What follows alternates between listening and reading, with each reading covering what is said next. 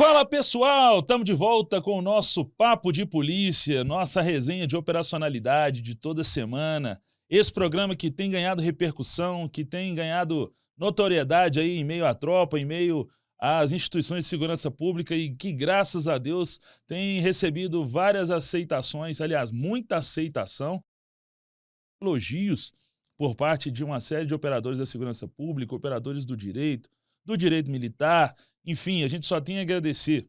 E para você que ainda não foi lá no YouTube, no Cantelmo Advogados, e se inscreveu no nosso canal, tá perdendo tempo. Corre lá, se inscreva no canal, curta, assista, né, primeiro, curta, comente, compartilhe, enfim, deixa sua sugestão, seu elogio, sua crítica, sobretudo. Para nós até é mais importante a crítica do que o elogio, porque a crítica vai fazer com que a gente melhore, aperfeiçoe aqui as nossas resenhas de operacionalidade no nosso Papo de Polícia.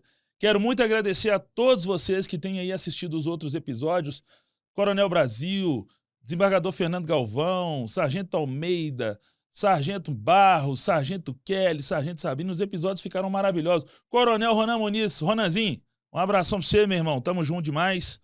E aí, é o seguinte, pessoal. Hoje, esse Papo de Polícia é tão especial quanto os demais, mas para mim ele tem um tom, assim, de muito carinho, porque o nosso convidado aqui de hoje, além de eu guardar em alta conta, ser meu amigo, é um cara que eu respeito, tenho uma consideração e admiração fora do comum, e eu vou falar para vocês por quê depois. Não é só pelo posto que ocupa, pelo cargo que exerce, não, pela história de vida. É um cara sensacional. Mas antes de adentrar aqui no nosso Papo de Polícia, a gente não pode deixar de fazer o que a gente sempre faz aqui, e que é do fundo do coração, porque só quem viveu o que nós vivemos e o que eu vivi sabe o que de fato esse cara representa.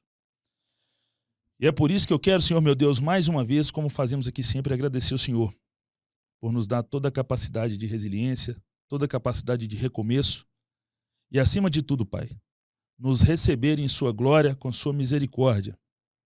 Senhor meu Deus, muito obrigado por esse momento de vida, pelo respirar, por todas as oportunidades. E mais uma vez, obrigado por nos dar condições de estar aqui levando o seu santo nome. Te agradeço, Pai, por estar aqui hoje no Papo de Polícia, por estar aqui hoje vivendo, sobrevivendo e honrando e louvando o seu nome. Muito obrigado, Senhor meu Deus, porque mesmo sem merecer, o mais miserável dos homens que sou, o Senhor nos envolve ainda com o seu amor e nos faz mais felizes. Muito obrigado, meu Deus, por toda a honra e glória, em nome de Jesus. Amém. E depois de agradecer esse cara que não nos abandona, agora eu vou agradecer esse cara que aceitou o convite, que eu já falei aqui, que eu respeito, considero e guardo em alta conta, e vou apresentar para vocês. Ninguém mais, ninguém menos do que o nosso desembargador, Coronel PM James Ferreira Santos, meu amigo. Seja bem-vindo, muito obrigado por aceitar o meu convite e estar aqui comigo no Papo de Polícia nessa manhã. Obrigado, comandante, seja bem-vindo. Obrigado, doutor Belink, também, por estar aqui com você. Você é uma pessoa competente, uma pessoa trabalhadora, está aí fazendo seu papel. E isso dignifica todos nós, inclusive a Polícia Militar, o Tribunal de Justiça Militar. Estou muito satisfeito por estar aqui.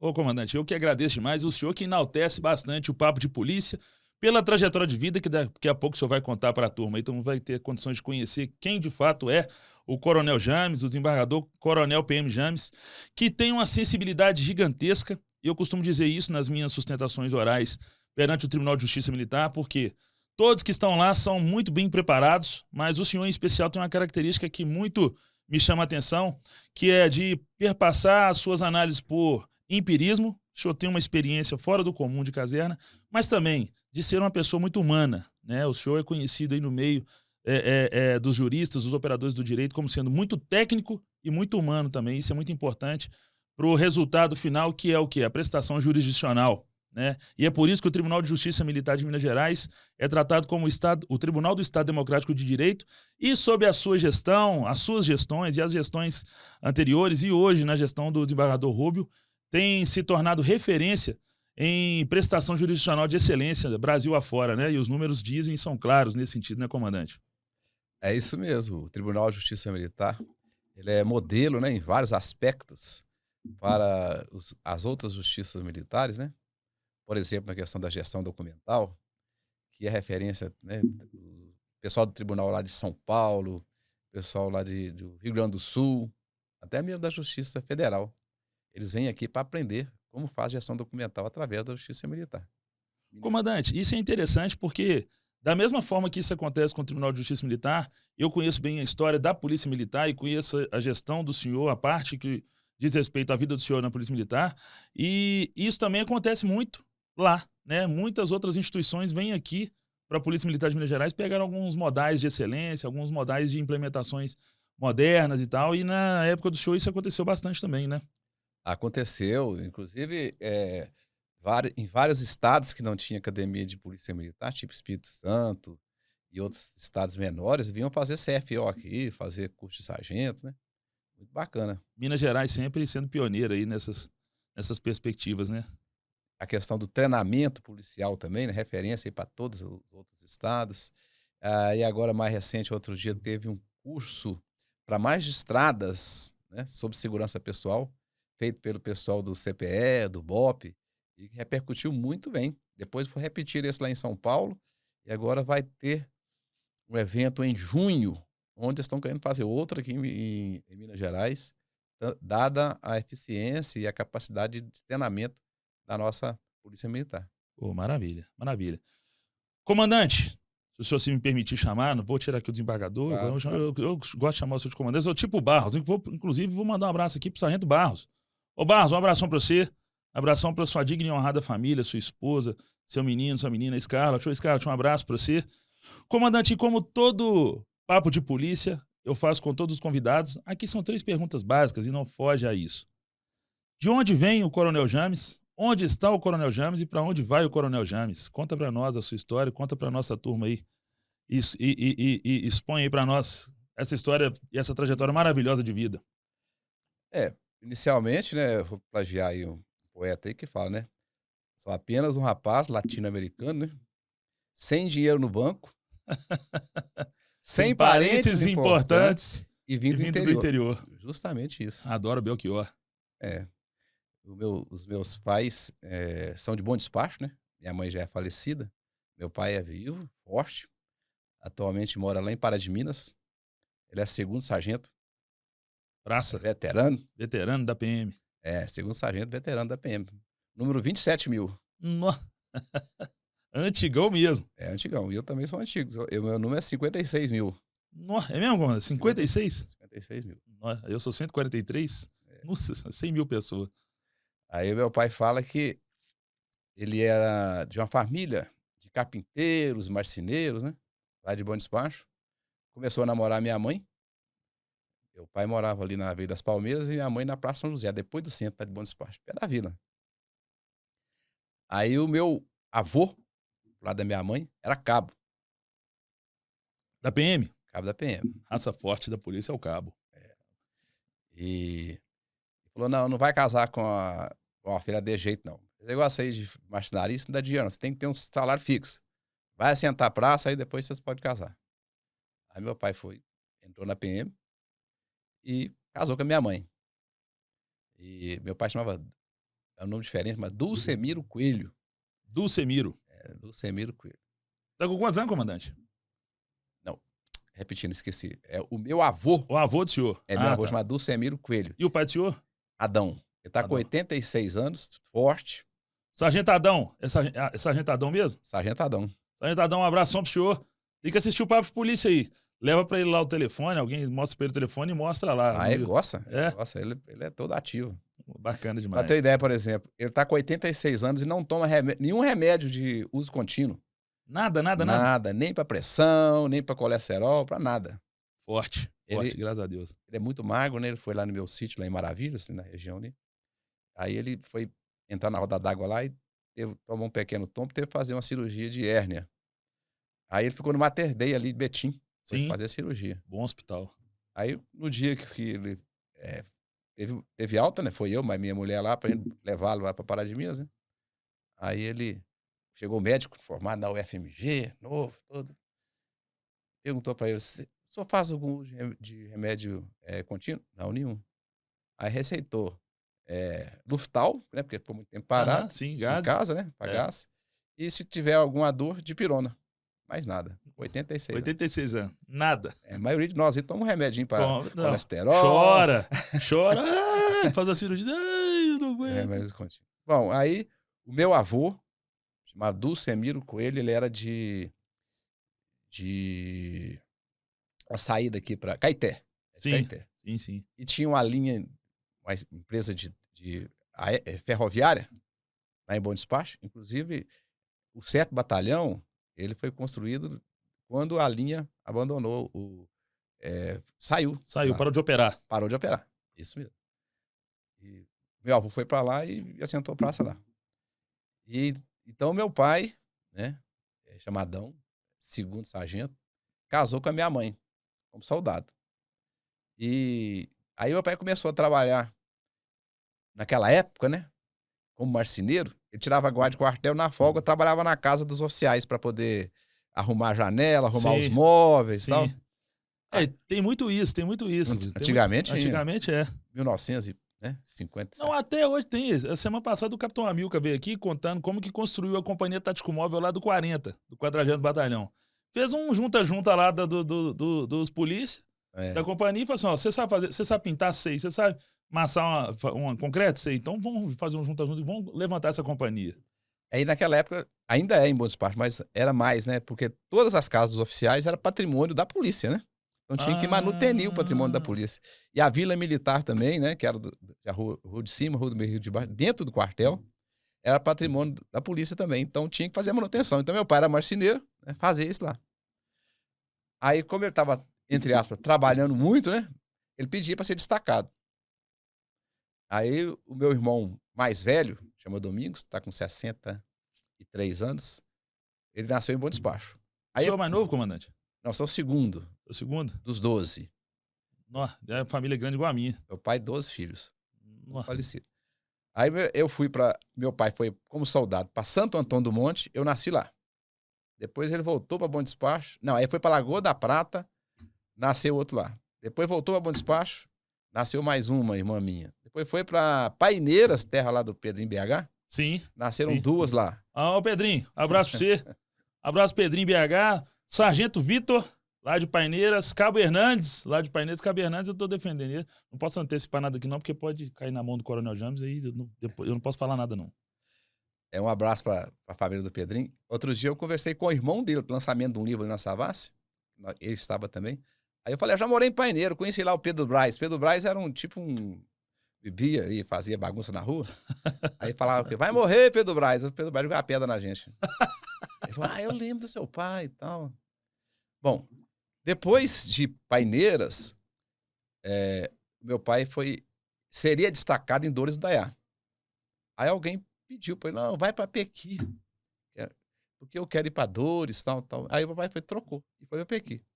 Cheguei lá com 5 anos, lá em Pequi, né, perto de Pará de Minas, perto de São José da Varginha, perto de Papagaio, né? Que a região ali eu gosto demais, viu, comandante? Aí de lá nasceram mais 4. 10 filhos. Aí depois minha mãe, com 40 anos, morreu com leucemia. E depois meu pai casou de novo, tem mais 2. Então a minha, o que eu falo, que eu lembro, né, mesmo é de Pequi. Eu fiquei lá dos 5 até os 16, quando eu entrei na PM. Então o senhor acabou ficando radicado lá. Radicado lá. Radicado em Pequi. Lá em Pequi. Aí, família minha PM, né? Meu irmão foi soldado, mas não quis continuar. Meu pai, 2º sargento. Meu irmão, 2º sargento. Mora em Pará de Minas também. Ele foi para reserva lá em... Veterano hoje. Veterano. Meu irmão, 2º sargento. O meu avô, cabo. O meu bisavô, 2º sargento. Chamava Geraldo Marcolino Teixeira, lá de Bom Despacho. Olha só. E eu tenho um tio que é capitão. E aí tem primo primeiro, que foi soldado, já morreu. E tem vários parentes. A linhagem toda de caserna. Então, entrei com 16 anos no CFO, já tenho 45 anos. 9 quinquênios. Nossa Senhora. Em março do ano que vem, faço 45. Em março do ano que vem, faço 46 anos. Por isso que sou uma enciclopédia de polícia. Ô, comandante, deixa eu pedir licença só para aproveitar o ensejo que o senhor falou de Pequi. Vou mandar um abraço aqui para Marilena. Mandar um abraço para Marilena, para Amanda e para o Matheus Pupi. Assiste aí o Papo de Polícia, Mateuzinho. Manda um abraço aí para Marilena, para Amanda, sua esposa, e para você, meu irmão. A Marilena, um abraço para Marilena, o marido Evando, para a Rosana, para a Silvana, para o Charlinho, para a Luciana, né, para a família toda lá.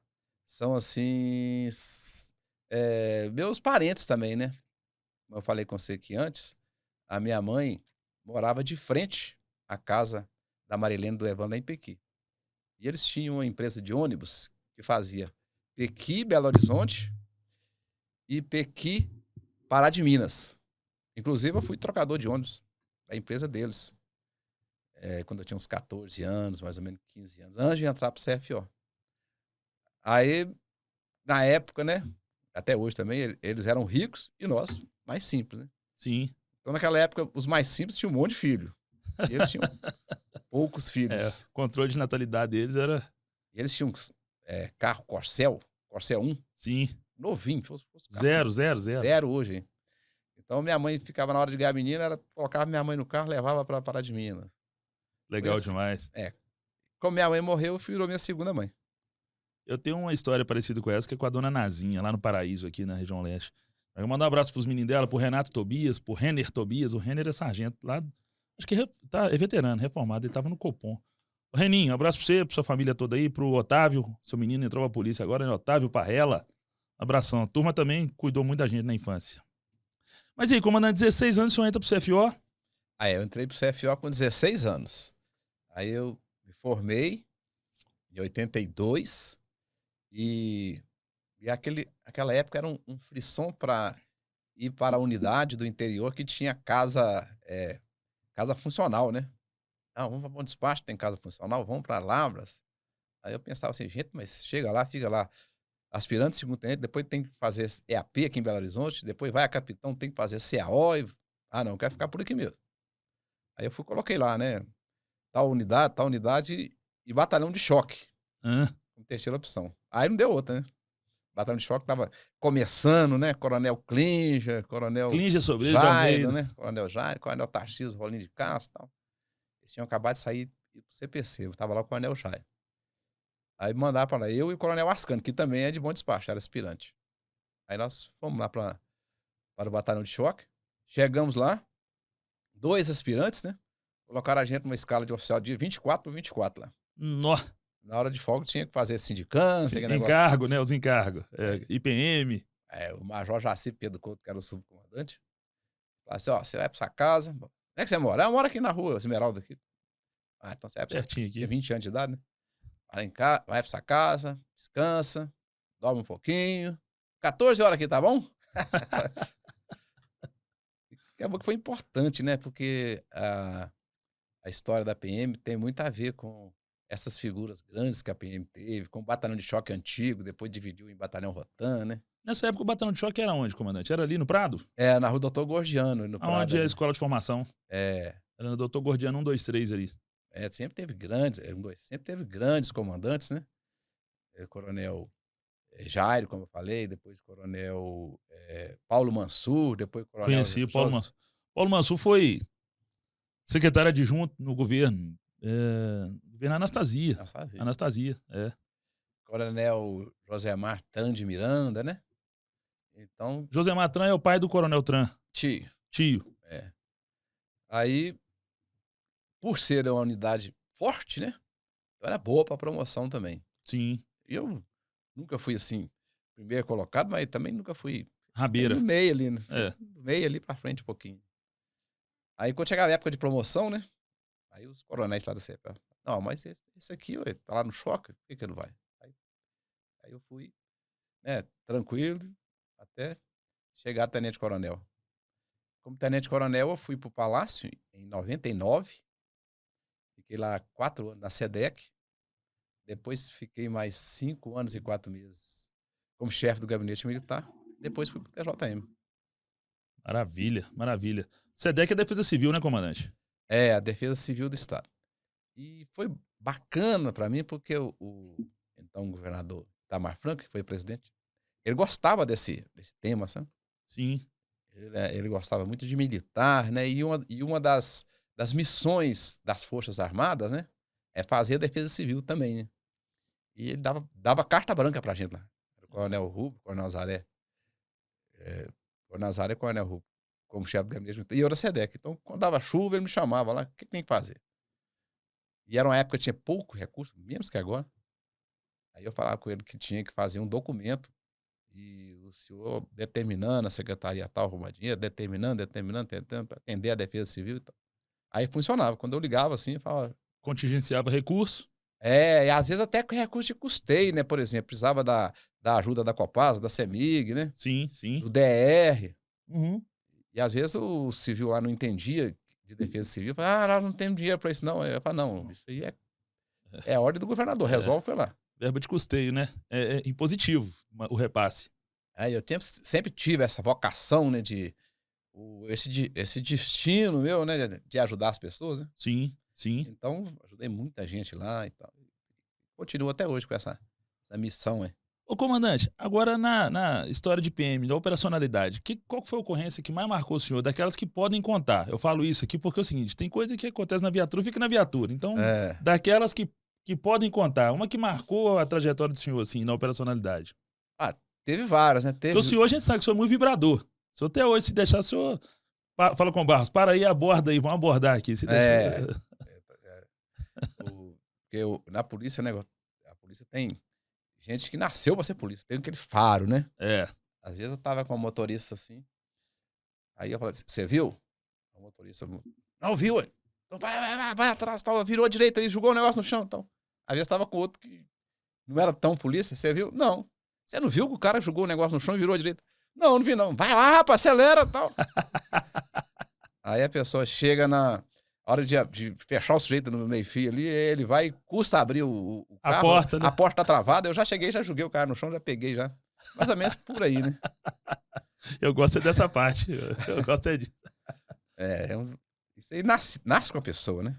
Nasce com a pessoa. Falei isso aqui no Papo de Polícia, não sei se foi com o Capitão Amilcar, se foi com o Sargento Barros, que é o Falcão 04 lá do GER.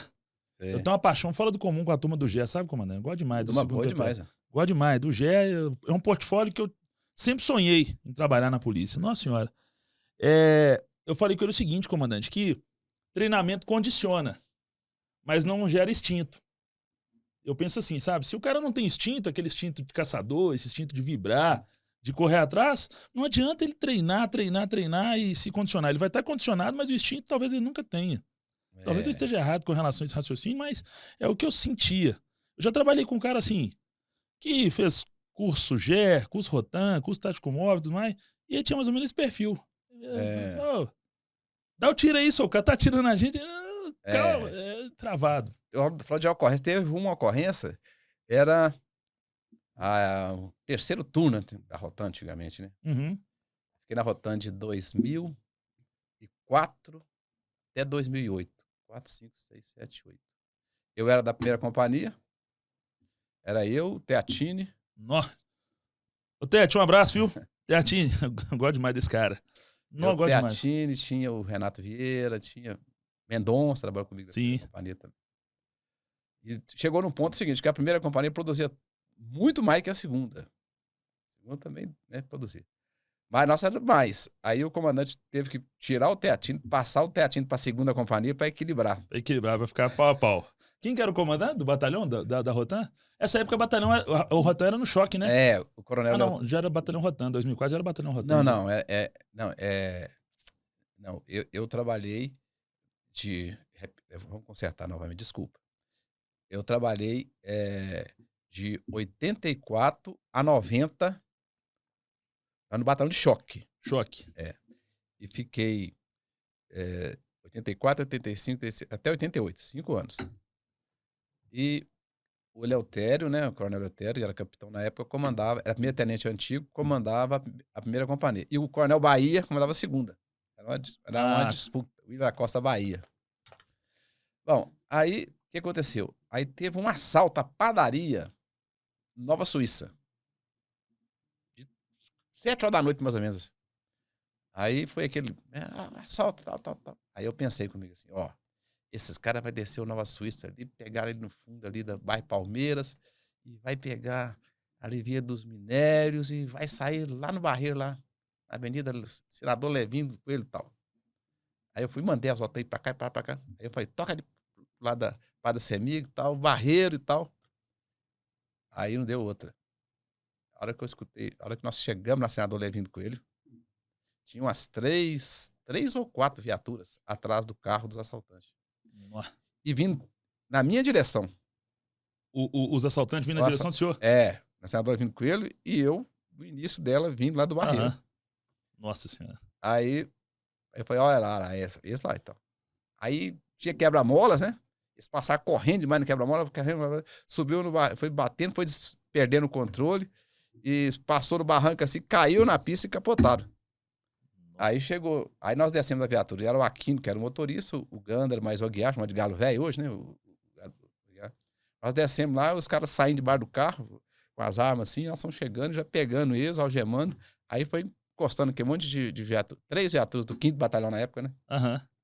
Hoje é 41 e tal. Mas é nossa não. Vocês não, eu já tenho várias rotando também na jogada. E nós que pegamos os caras aqui debaixo da... As armas estão na mão aqui, tá tudo na certinho. mão, os caras estão tudo algemados e tal. É. Mas nós estamos perseguindo eles desde lá de perto do nosso. Pois é, mas eu sabia, eu pensei comigo, né? Vai vir aqui, tá com a gente aqui. Pensamento de geografia urbana, né, comandante? Na cabeça. Na cabeça.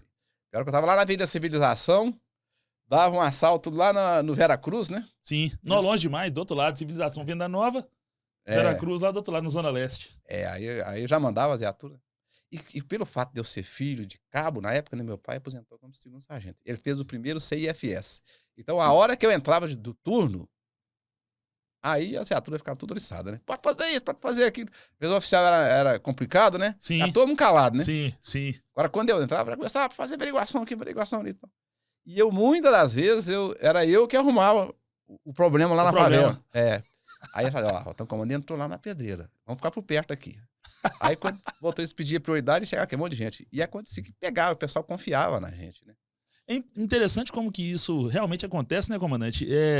Quando tem um perfil de oficial na rua mais proativo, a tropa tende a ser mais proativa e ter mais coragem de fazer as coisas, porque sabe que vai ter respaldo também e talvez sabe que aquele oficial que tá ali resolve o problema. Que é a função do gestor, né? A função do gestor, às vezes, é mais resolver problema do que criar problema, né?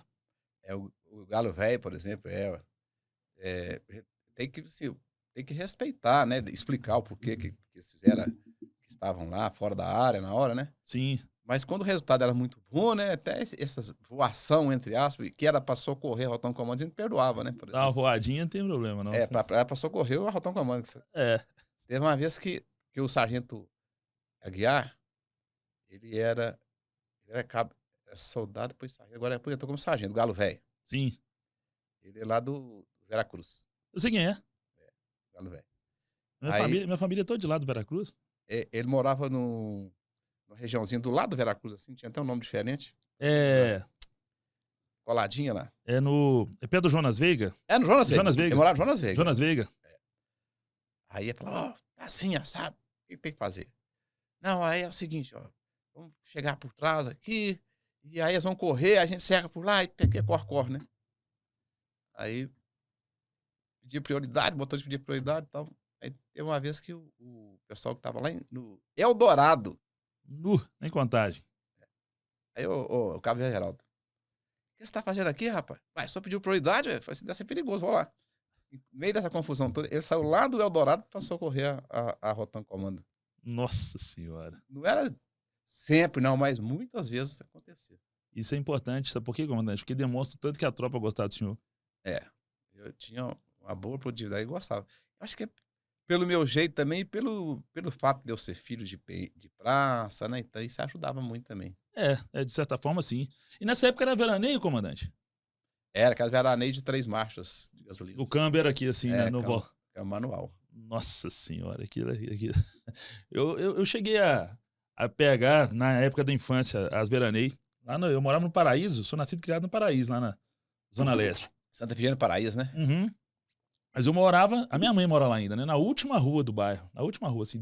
Acabou a rua, é o campo do Paraíso ali, aqueles campos de futebol, e já vira Baleia. Já vira... Saudade ali, né? Aí a veraneio, a rua da minha mãe é um morro. Esses dias eu até gravei um vídeo lá.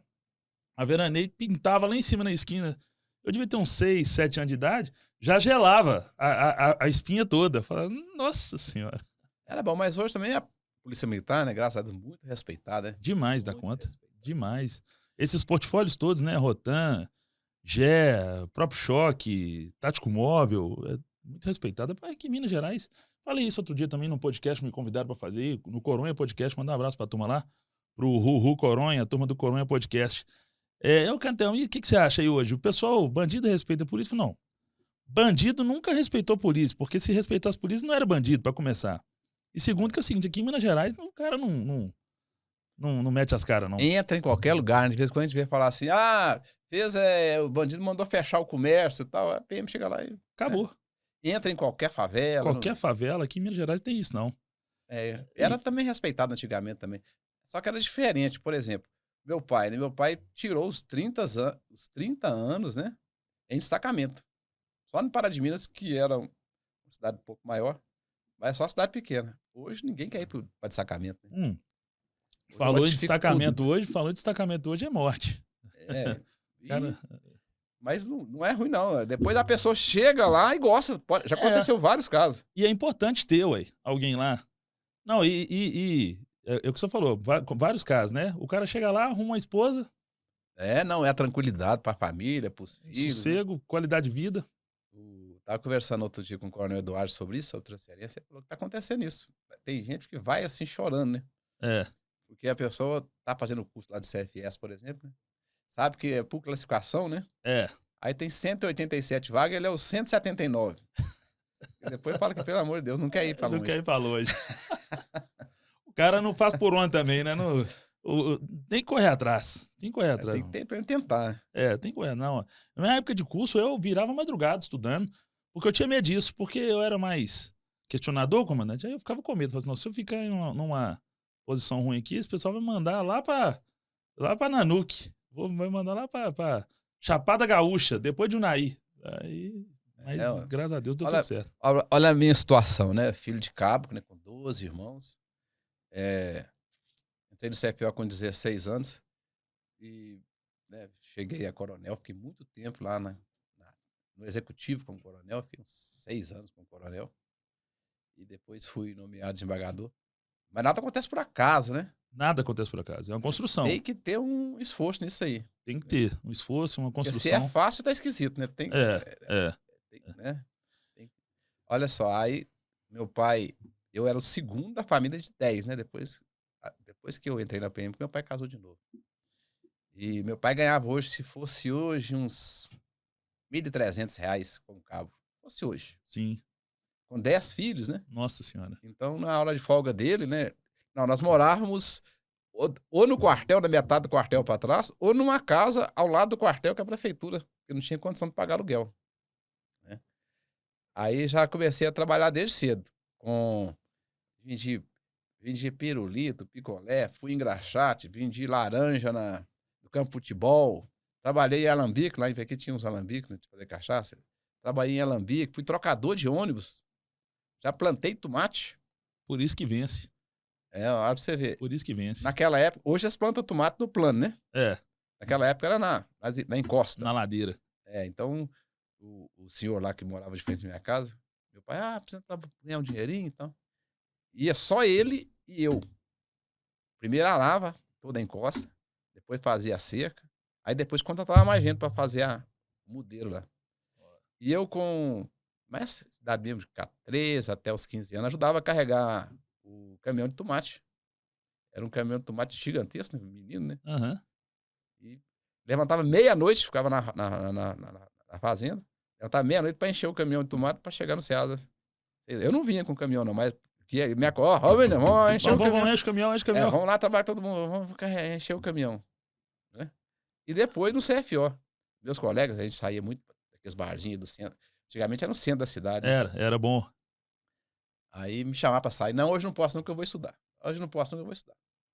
Passou uns 20, 30 anos, aí um Marquinhos, né? Tinha um apelido lá, que esqueci o nome dele, o apelido dele. Encontrou o meu primo primeiro, que morava lá no centro, na Rua Carijosa ali. Cadê o Jânio? O Jânio agora é desembargador, ele é coronel e tal. Ele é o quê? Rapaz, por isso que eu chamei ele pra sair e falava que não podia. Tá vendo? Tinha que estudar. Tá vendo? Assim, Ele lembrava das vezes, eu saía com isso, mas muitas vezes eu não ia porque eu tinha que estudar, vinha prova, né? Sim, sim. Se deixar por conta só da farra, não consegue. Eu tenho um mentor, comandante, que fala o seguinte: abrir mão de prazeres momentâneos para viver prazeres permanentes, Permanente, é isso mesmo. né? Não dá.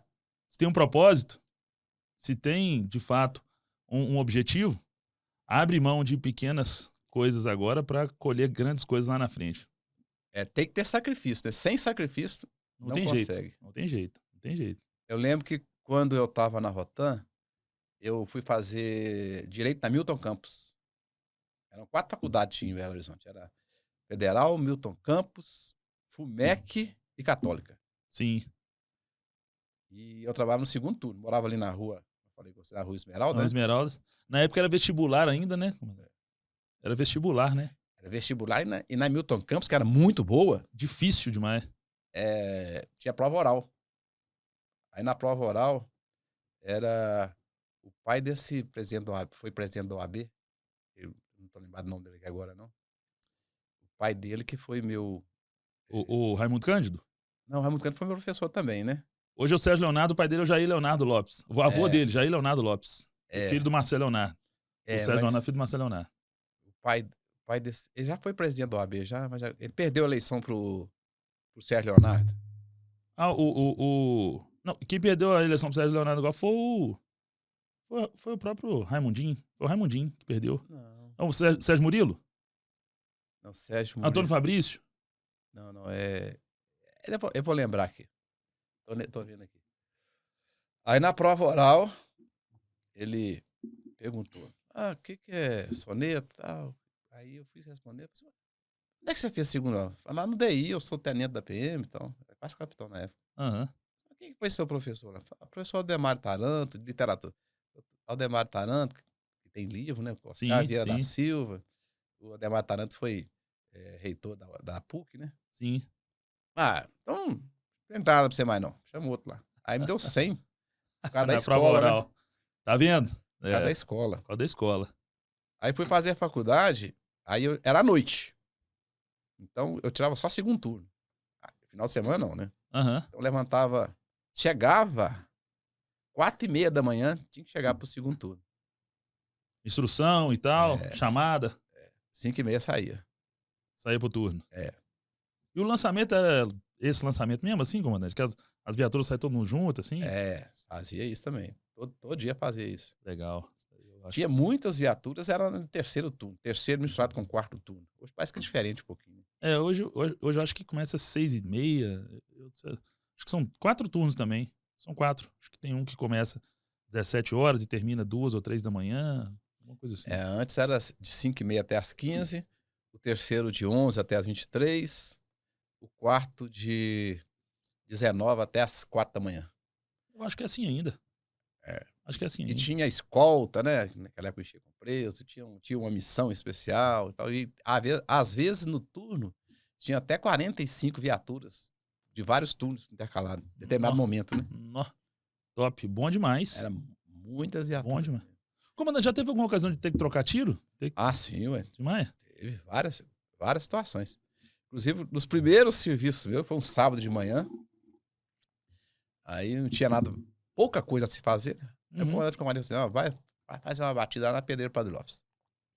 Aí o sargento, que era chefe da missão especial, eram 3 viaturas, e a Rotan comando. E eu, segundo tenente novo, né? Aí ele falou, não, você tá, é o seguinte, nós vamos chegar lá por cima, lá em cima da Pedreira Padre Lopes, lá em cima. Sim. Tem um campo. E a viatura tal vai chegar pela rua do lado, aquela avenida ali, outra vai chegar pela rua a pé, e o senhor sobe por aqui. Quer dizer, o Praça Velha só descer, né? Os outros na reta e eu subindo. De baixo pra cima, exposto. Eu de baixo pra cima. Mas era assim, né? O cara, sargentão velho, né? Depois que eu fui ver, depois de muitos anos, eu falei que você tá dando chapéu. Dando chapéu. Não, chefe, é porque não sei o quê. Sei. Aí numa dessas aí, já que eu tava começando, chegar lá em cima no campinho, lá em cima, na rua Serra Negra, Aí desceu, tava um monte de gente no beco, desceu correndo. Aí um dos bandidos passou, atravessou, que é a rola de baixo, e deu tiro em minha direção e pegou no soldado. Chamava Frois. Nossa senhora. José Luiz Frois. É. Aí ele começou... Aí a sorte minha é que atravessou e eu fui correndo atrás dele. E ele veio atrás de mim, o PM, né, baleado. Aham. Aí me acertou. Aí eu vi que a cor dele não era aquela cor. Foi ficando bem branco. Pálido, né? Foi ficando pálido. É. Aí ele entrou no... Tinha o beco, uma descidinha assim, um barraco. Aí o bandido era de 17 anos esse cara. Ele entrou lá dentro e voltou com o dono do barraco na frente. Tipo de escudo. É. Ó. Aí eu assustado, como diz na rua, né? Atirei. Sim. E acertou no dono do barraco. Sim. Caiu igual uma folha de papel, assim. Aí ele passou de frente ao barraco assim, e tinha um muro e um lixão lá embaixo. Aí, por sorte minha, eu acertei a nádega dele. No vagabundo, no bandido. Ele foi cair no lixão lá embaixo. Aí os PM chegaram lá Tomou tiro na bunda. Caiu lá e pegaram ele. Mas tinha 17 anos, ficou só um tempo lá e soltou. Aí eu voltei desesperado, né? Tentando carregar o Freud era muito pesado. Ele fazia halterofilismo na época. Nó, fortão. É, com aquelas latas de concreto. É de concreto, ele fazia. Lata de tinta cheia de concreto. Na casa dele. Nossa senhora. Aí ele veio falecer, infelizmente. Nossa senhora. E teve outras situações, né? Também. Junto com o Ronaldo Preto, que era lá da Aspra. Sim, sim. Junto com vários polícias. Tiroteio. Tem história, hein, comandante? História demais. É. E é... Mas teve muito mais, né, coisas boas do que coisas ruins. Claro. Tenho certeza disso. E a forja do senhor só se deu em decorrência desse perfil que o senhor tem e em decorrência de saber lidar com essas situações. Isso é importantíssimo. Por isso que eu falo às vezes com a turma. Tem uma época aí que a turma entrou numa bobagem de ficar criticando a existência do Tribunal de Justiça Militar, né? Uhum. E aí eu já estava lá na Aspra, né? Eu era diretor jurídico e tal. O senhor sabe quem é que entrou nessa vibe? Que eu acho que não... né? Nada a ver, né? Nada a ver. E aí eu falei assim, eu prefiro ser julgado por um cara que já fez o que eu fiz, que já passou pelo que eu passei, do que colocar o meu destino na mão de um cara que não tem a ambiência necessária para lidar. Né? É o escabinato, né? Escabinato. Gente que já passou por aqui, né? Gente do povo. Eu falo isso o tempo inteiro, sabe?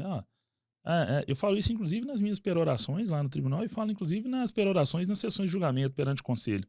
Escabinato. Não tem dúvida, né? Você vê que, a partir de 2017, os casos de tortura, de abuso de autoridade, têm sido julgados com muito cuidado, né? Critério. Só exclui o militar, né? Não é pena automática, né? Exatamente. Só exclui o militar se ele já foi... tava dando trabalho demais, já cometeu outros crimes e que não tem jeito mesmo. Exatamente. Agora, se a prova é forte, né?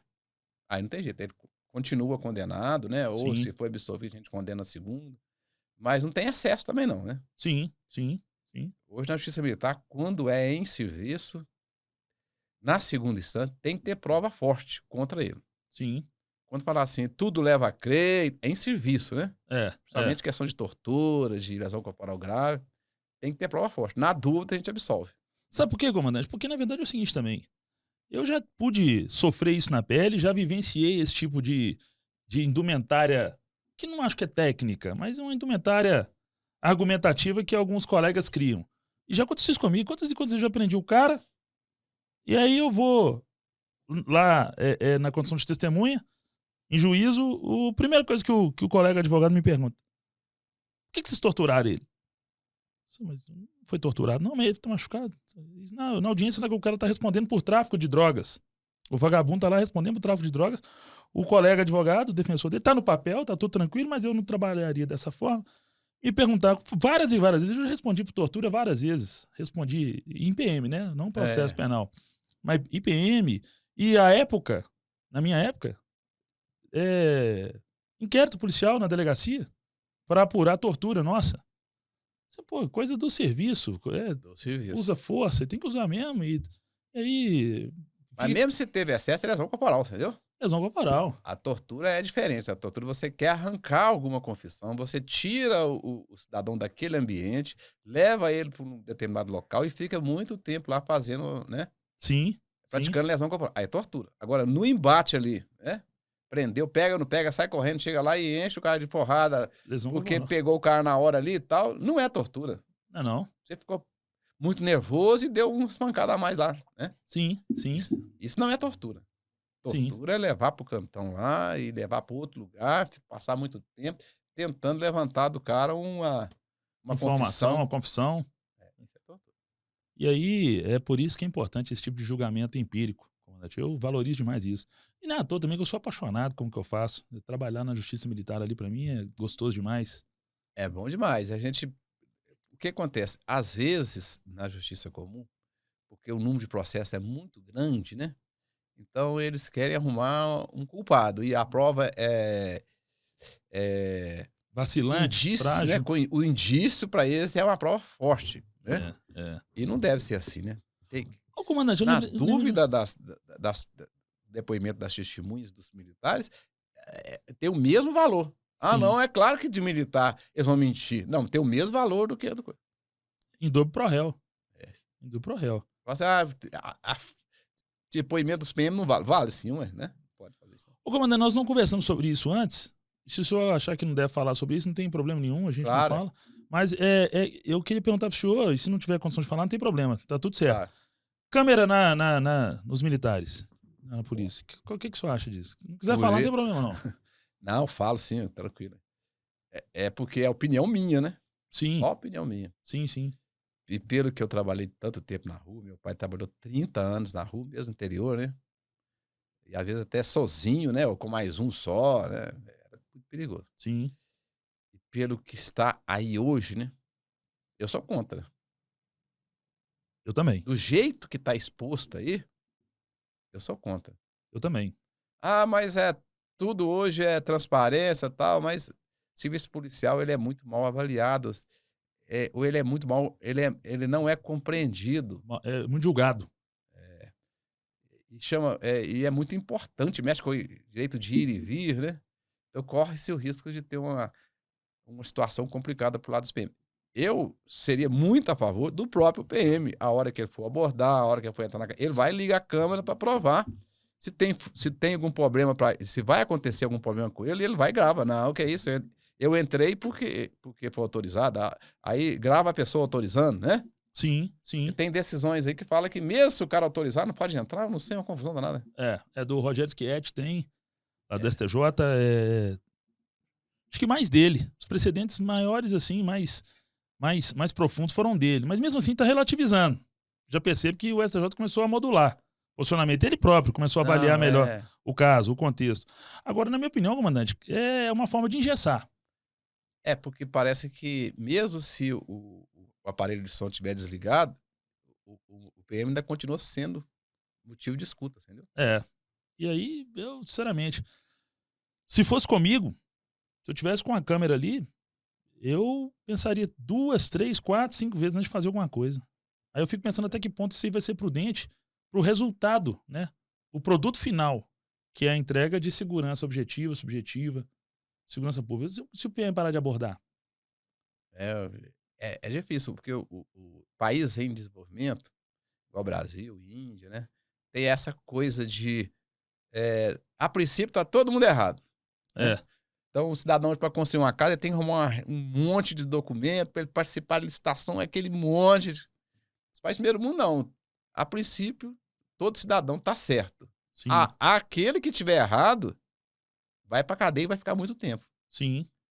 Aqui não, aqui parte do princípio que tá todo mundo errado. Todo mundo quem roubar, tá todo mundo errado. Né? Aí passa aquele pente fino, né? Tem que ter aquele monte de documento, um monte de certidão, né? Tudo aqui é presunção de culpa. Teve uma vez aqui na internet, um americano falando que no Brasil o cara tem que mostrar que é ele mesmo, né? Tem que registrar firma reconhecida, não sei o que e tal. Isso aqui é eu, quer ver registro, né? É meio complicado. Né? O americano não entendeu isso. Eu, sinceramente, com essa questão de câmera, o pessoal tem me pedido muito para falar sobre isso aqui, sabe? Eu vou até chamar outra pessoa que também para falar sobre isso, mas especificamente sobre isso, que é o Dr. André Mourão. Chamar o Dr. André aqui pra gente bater um papo sobre isso. E não sei como é que vai ser a operacionalização disso ainda. Eu também, eu fui até instado a falar isso lá pela Comissão de Segurança Pública da OAB. E aí eu não tive tempo ainda de aprofundar em pesquisa quanto a isso, mas eu já sinto, e tem algumas opiniões de colegas, por exemplo, lá de São Paulo. Tem muito amigo lá na rota. Os caras falam, cara, que vai ser diminuição mesmo da correria. Eu acho que tem que usar câmera, mas não pode ser 100%, não. Eu acho que tem que ter os momentos de se usar a câmera. É em defesa da pessoa que está ali arriscando a sua integridade física, arriscando sua vida em prol da população. Toda a sociedade. Complicado. Nas operações. Comandante, quantas vezes o senhor já foi presidente do Tribunal de Justiça Militar? Uma vez. Uma vez, uma gestão. Eu já fui presidente, 2018, 2019. Fui 2017 até 2019, né? Fui vice-presidente, fui corregedor.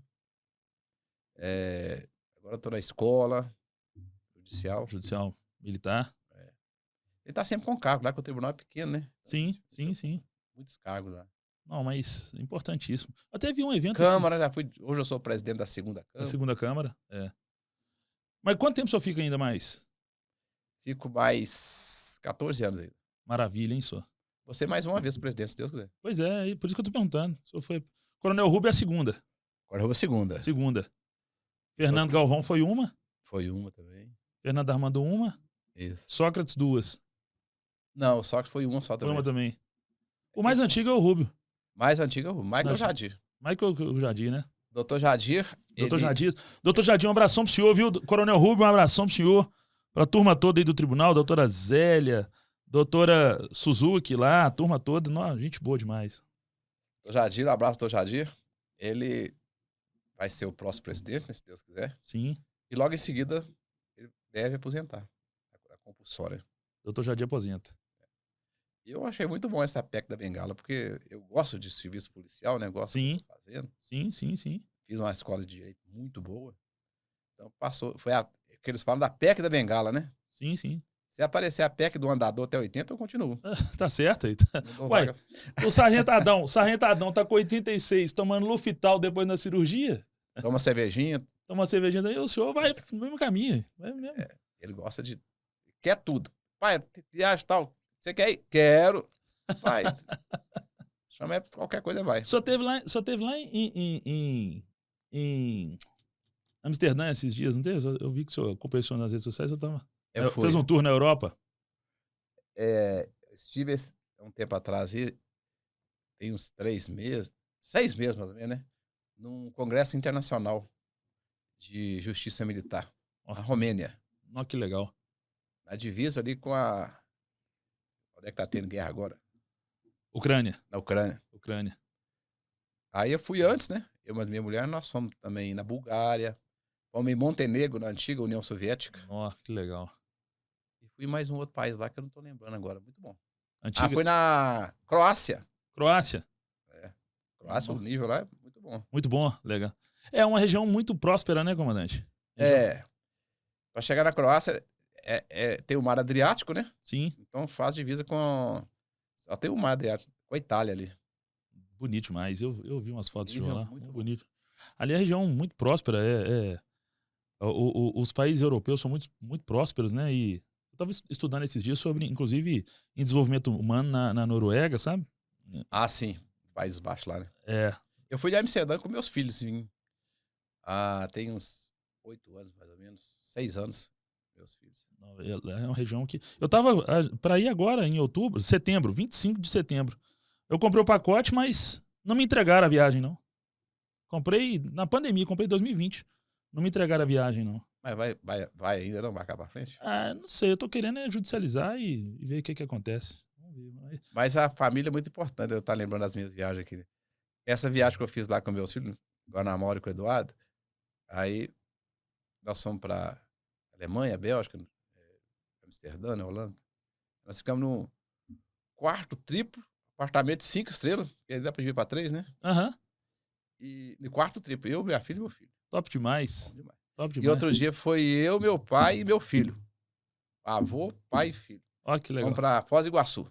Ó, que legal. Eu quero fazer isso, comandante. É bom demais. Eu quero fazer isso. Eu quero ter essa longevidade e tudo isso com a aproximação da minha família, sabe? Minha filha tá chegando a segunda agora. Eu tenho uma de 9, né? A Isadora 9. Tem a segunda agora, a Madalena. Abraço pra minha esposa, Poliana. Beijo no seu coração, meu bem. Te amo demais. Beijo, filha. Isadora tá lá em Caldas Novas agora com a mãe dela. Tá lá em Caldas Novas. Beijão, viu, filho? Depois vai assistir o Papo de Polícia aí. E um beijão pra Madá, minha Madalena, que tá lá na barriga da Poliana. Nasce em abril. Madalena? Bacana. Madalena, nome forte. Comandante, partindo para nossas considerações finais, porque se eu pudesse eu ficava com o senhor aqui batendo papo até, mas eu sei que a agenda do senhor é apertadíssima. E mais uma vez eu quero agradecer demais pelo prestígio que o senhor está me proporcionando aqui.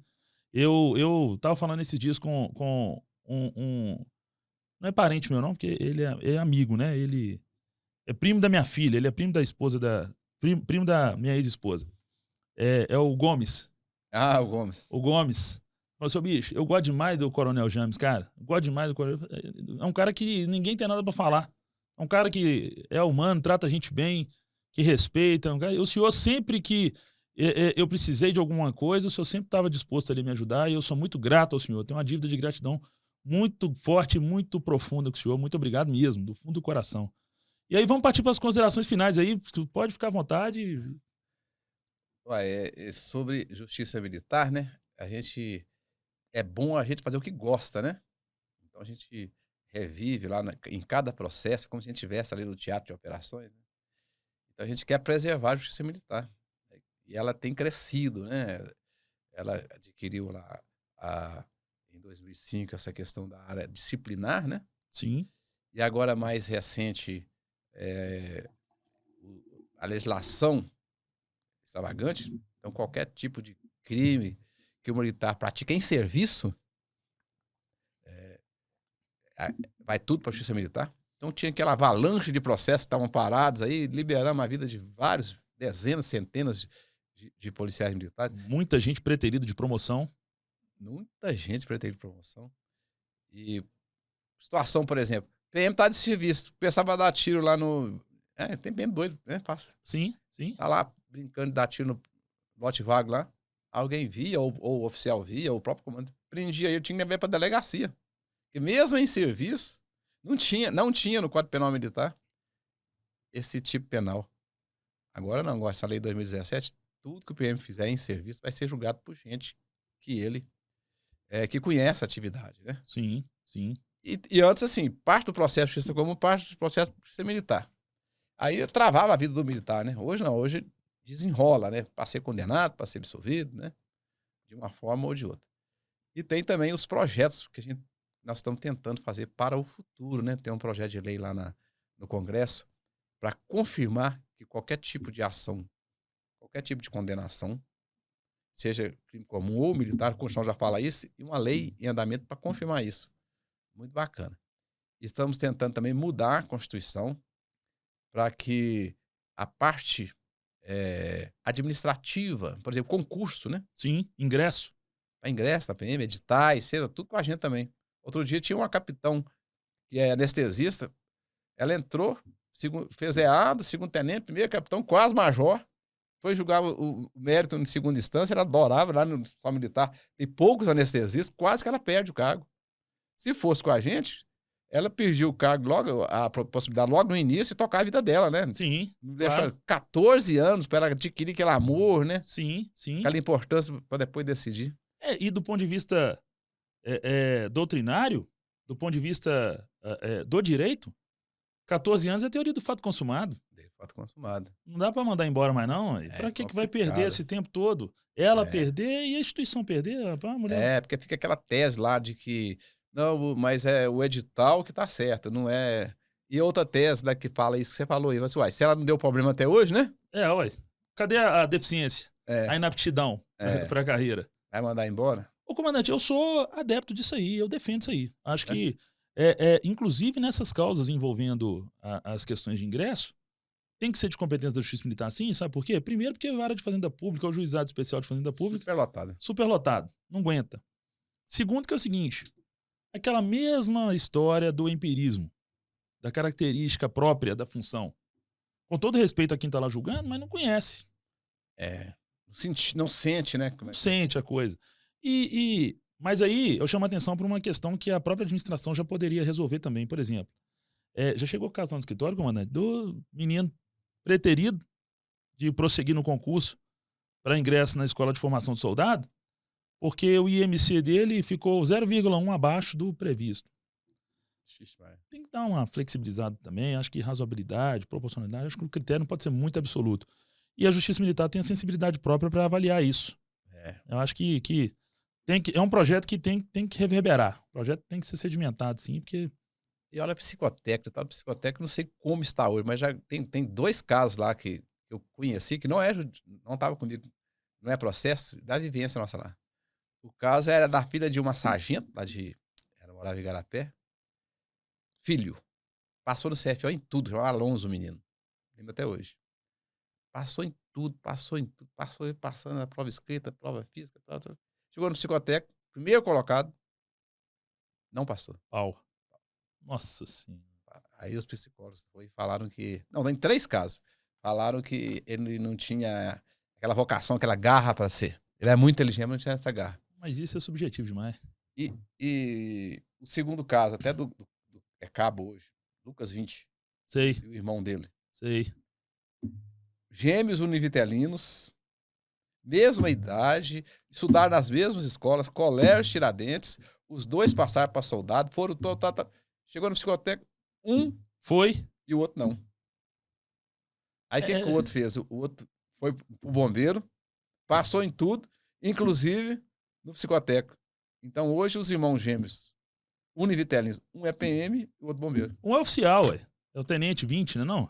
É o Lucas 20. Ele fez CFO? Acho que ele é oficial agora.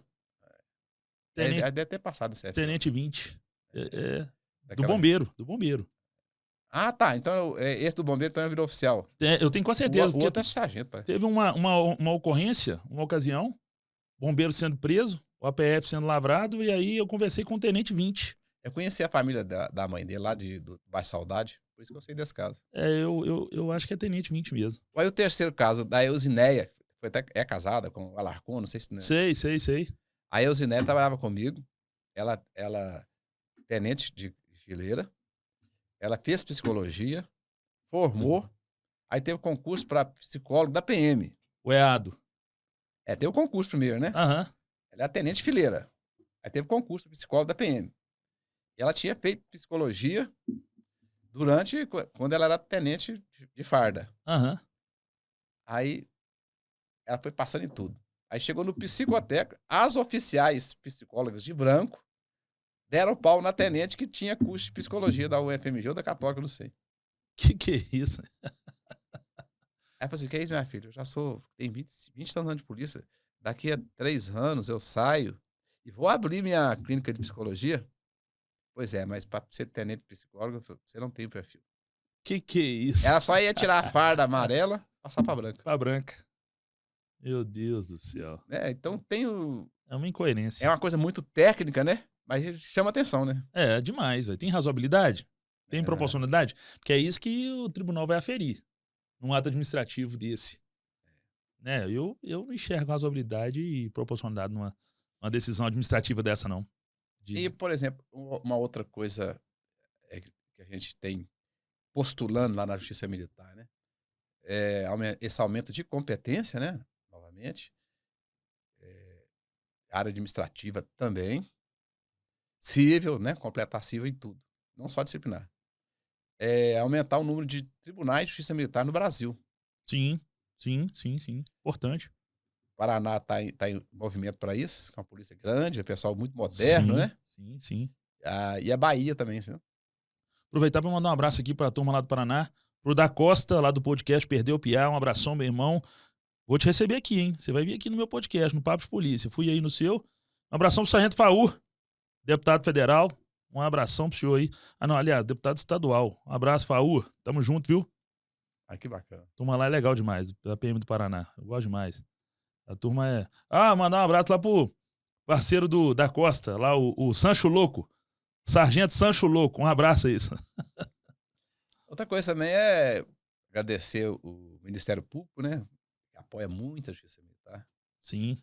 E o Tribunal de Justiça também. O Tribunal de Justiça, através do presidente Zé Arthur, Zé Arthur. todos os desembargadores, um abraço para todos lá. Meu líder, o presidente Nelson Messias, né? Gosto demais do embargador Nelson. Vereador Gilson, todo mundo sempre assim defendendo os interesses Sim, da Justiça Militar, entendendo a importância da Justiça Militar, né? sim. E a Justiça Militar é é um orgulho de Minas Gerais e ajuda a fazer cada dia a Polícia Militar e o Bombeiro mais forte, né? Sim. Resguarda e respalda Respalda. quando o militar está trabalhando direitinho lá, e quando está combatendo, né? E se expondo, né? Tanto o bombeiro quanto o PM. E aqueles que não merecem estar lá também, o tribunal ajuda também a retirar de pauta. Sim. E o bombeiro, fala um pouco do bombeiro, mas tem muitos casos do bombeiro lá que a gente faz justiça. Me lembro direitinho do caso de uma infelicidade que aconteceu ali na Savassi, onde teve um incêndio e a sargento entrou no elevador e ela morreu asfixiada. Ah, lembro disso. Aí foi condenado, né? O comandante lá foi condenado em primeira instância. Nossa Senhora. Aí foi para a segunda instância e o coronel Marcelino, né? Sim. Aí criou mídia, né? E a imprensa para a porta lá. Repercutiu demais. Marcelino, que é desembargador, foi o comandante, já falou, não. Foi uma infelicidade. Infelizmente, ela não poderia ter feito isso. Quando tem incêndio, um princípio básico lá é não entrar em elevador. E ela entrou. Sim. Fez justiça. O tribunal, a segunda instância nesse caso. Falta de cautela, né? Eu acho que é uma mediação boa. Porque não acontece isso em outros estados, não. Teve um dia que apareceu lá no tribunal um subtenente da PM do Ceará e um cabo. Eu era presidente. Foi lá. Não estou acreditando que eu estou aqui conversando com o presidente do tribunal. Olha que legal. Lá no Ceará só tem auditoria e depois o desembargador lá não conversa nem com os advogados. O Mar fala, pode deixar que eu vou dar uma olhadinha aqui. Aí não faz sentido. Contou o caso lá de um segundo sargento quase indo para a reserva e um cabo que foi atender uma ocorrência no interior, a pessoa lá reagiu e teve aquele embate e que bateu a cabeça na mesa do bar lá, machucou. Foi mandado embora por tortura. Que é isso? E não adiantou. Que é isso? Os desembargadores lá não quiseram. Não é que não quiseram absolver, né? Pelo que eles falaram, os desembargadores lá não olharam com cuidado, entendeu? Não tinha sensibilidade adequada para julgar nisso. Claro, não tem acesso, nem advogado tem acesso ao TJ, não. Tá chega doido. Lá, deixa o memorial aí, pode deixar que nós vamos dar uma olhadinha, depois nós vou ver o que pode fazer e pronto. Aqui a gente entra, toma café, explica, tem oportunidade. Porque são pais de família, né? É gente que coloca a sua vida em risco, né? Faz um juramento. Coloca a sua vida em risco. Porque quando tá acontecendo um crime, quem que passa maior perigo? É o PM, ou o policial civil que recebe a ocorrência, ou o promotor que faz a denúncia, ou o juiz que julga. É o PM. É o primeiro contato ali, ó. Não sabe se tá drogado, o cidadão, se ele tá armado, se tem tocaia. Se tem cobertura, né? Se é doido. O primeiro contato é com o PM, né? Então, por isso que existe justiça militar, para poder ponderar isso tudo e cuidar, né?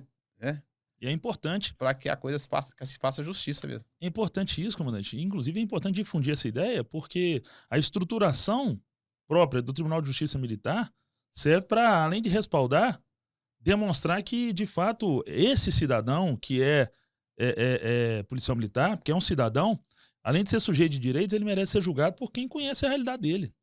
Quem passou por aquilo, né? Passou por aquilo ali. E não tem que falar assim, tem que acabar com o Tribunal de Justiça Militar. Não, é uma instituição, né? Instituição forte. Tá aí, tem 70 anos, né? Forte, importante. Então, acabar com o Tribunal de Contas. Não, o Tribunal de Contas tá lá tem quantos anos, né? Tem que acabar com a polícia e tal. Não tem que acabar com nada, não, né? Falar em Tribunal de Contas, mandar um abraço aqui pro conselheiro Durval. Durval, um abração, viu? Abração, Deus abençoe. Muito obrigado por tudo também. E vamos em frente, hein? Vamos em frente 2023 aí, vamos em frente. Um abraço do Val, meu grande amigo. É uma das pessoas mais leais que eu conheço aí. Eu também penso assim. Tem cada momento com o Duval, sim, que ele é um cara muito bacana. Adoro. Eu quero mandar um abraço pro... Ele não vacila, né? Ele não amigo, vacila. Pronto. Amigo, e vai até o final. Eu fico até emocionado de falar dele, porque conheci o Durval numa situação complicada. Ele querendo a nossa cabeça lá na Comissão de Direitos Humanos, eu e a minha guarnição toda. E viramos amigos depois disso. Cada um tem seu papel, né? Ainda mais na Assembleia, né? A Assembleia, um é mais ligado ao direito do consumidor, o outro é ligado a direitos humanos. Ambiental, então, depois na resenha tá todo mundo ali amigo. Não tem que brigar, não, né? Tem não, faz parte, E eu quero mandar um abraço, comandante, o senhor lembrou aqui, foi muito pertinente, o senhor parabenizou não, agradeceu aqui ao Ministério Público por todo o apoio. Quero mandar um abraço pro Dr. Jarbas Soares, Procurador-Geral de Justiça, pela recondução, né, ao cargo de gestão máxima aí do Ministério Público de Minas Gerais, instituição importantíssima para todos nós, cidadãos, e o governador Romeu Zema, de maneira muito singela e simples, fez questão de comparecer e fez questão de estar próximo ali dessa recondução do procurador Jarbas, né? Mandar um abraço para ele. Muito obrigado. Mandar um abraço ao desembargador Nelson Messias também, desembargador Gilson Lemes e, acima de tudo, para o Zé Arthur, doutor Zé Arthur, que vem da nossa classe aí, né? Da OAB, dos advogados, e agora, além de nos representar à frente do Tribunal de Justiça de Minas Gerais, vai representar também a Justiça Mineira aí perante o Brasil. E parabéns aí pela assunção ao cargo. Manda um abraço aqui pro meu amigo Sérgio Leonardo. Sérgio, tamo junto. Obrigado por tudo, viu, cara? Pela oportunidade de estarmos aí nas comissões de Direito Militar e de Segurança Pública. Pode ter certeza que o nosso trabalho vai continuar de maneira muito séria, responsável, profícua, enaltecendo a OAB e promovendo essa aproximação com as instituições, que é muito importante, né, desembargador? É isso aí. Um abraço, doutor Jarbas. Sou pela 4ª vez, né? É o comandante-geral aí do Ministério Público. Procurador-geral. Isso é uma honra para todos nós. E eu também fico muito orgulhoso de ver o senhor onde o senhor está. Acompanhei o senhor desde a primeira vez, né? Torcer para que o senhor seja mais 2 vezes no futuro. A não ser que o senhor vá para o STJ, né? Aí já é diferente. Eu gosto muito de ver os meus amigos se dando bem. Né? Eu não tenho inveja, não. Viu? Eu tenho orgulho. Sim. É isso aí. Parabéns para o senhor e conte comigo. Comandante, então partindo agora para as nossas considerações finais aqui da minha parte, eu quero mais uma vez agradecer o senhor, não só pela vinda aqui hoje, por participar com a gente desse papo de polícia, que foi muito bom, muito importante. Sinta-se à vontade e sempre convidado a estar aqui conosco. Para mim é uma honra, um prestígio muito grande receber o senhor e chamá-lo de amigo, poder chamá-lo de amigo. Tá? Muito obrigado por tudo que o senhor representa para mim, né? Que o senhor representa para o direito militar, para a justiça militar e para a polícia militar como um todo, né? O senhor tem uma história multifacetada e multidisciplinar.